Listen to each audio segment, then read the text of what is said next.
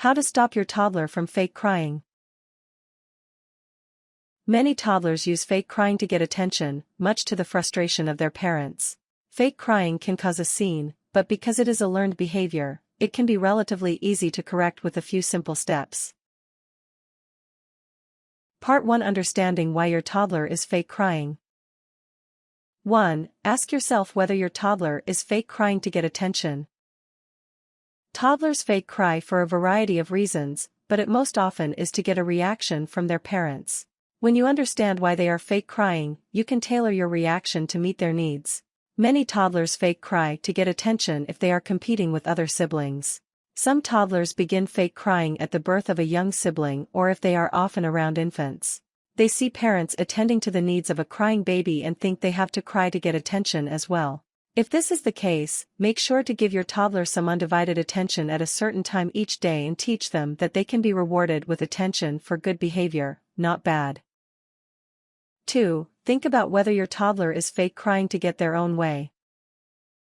If a toddler wants something, like a new toy, and a parent isn't giving in, many toddlers will begin to fake cry and cause a scene. This often happens in public, where toddlers realize they have other people on their side by creating a stir in front of an audience. Toddlers are at the age where they realize the power their actions have over other people, and they are realizing they can manipulate people with different actions. By fake crying, they are trying to use their actions to purposefully get what they want. 3. Be aware that your toddler may be fake crying as a way to express themselves. Fake crying is also common in less verbal children who have difficult time expressing themselves. Teach your child the importance of words and that you will only respond to their words, not their fake tears. 4. Consider whether your toddler is fake crying as a reaction to changes in their routine. Children who have experienced changes, such as divorce, moving to a new house, or getting a new pet, sibling or babysitter, are also more prone to fake crying. In these instances, the fake crying will usually stop once they get back into a routine. Part 2: Reacting to your toddler. 1. Try to ignore the crying.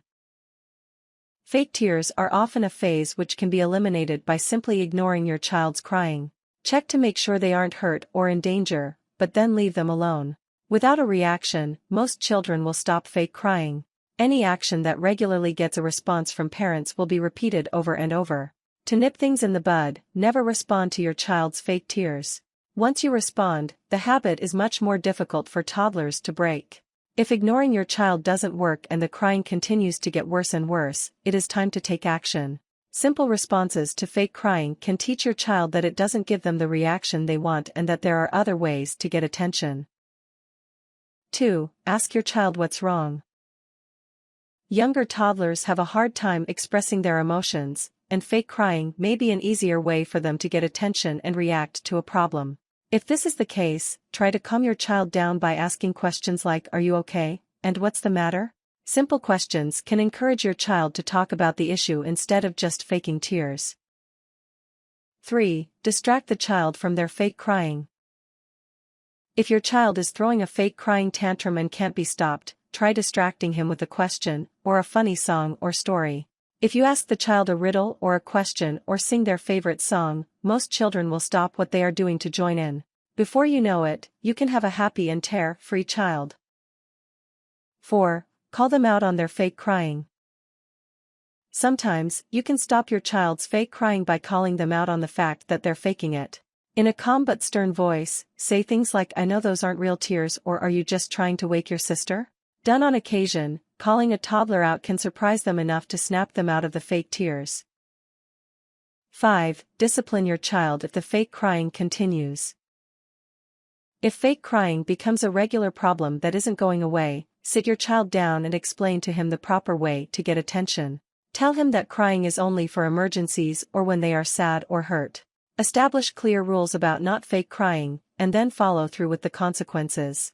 Use your judgment to determine the right discipline for your child. If could be taking away a favorite toy or limiting the time they can spend with their friends. When a child sees that fake crying gets them negative attention, they are more likely to stop. Part 3: Preventing fake crying. 1. Create a calm environment. Fake crying is less likely to occur in a calm and attentive environment.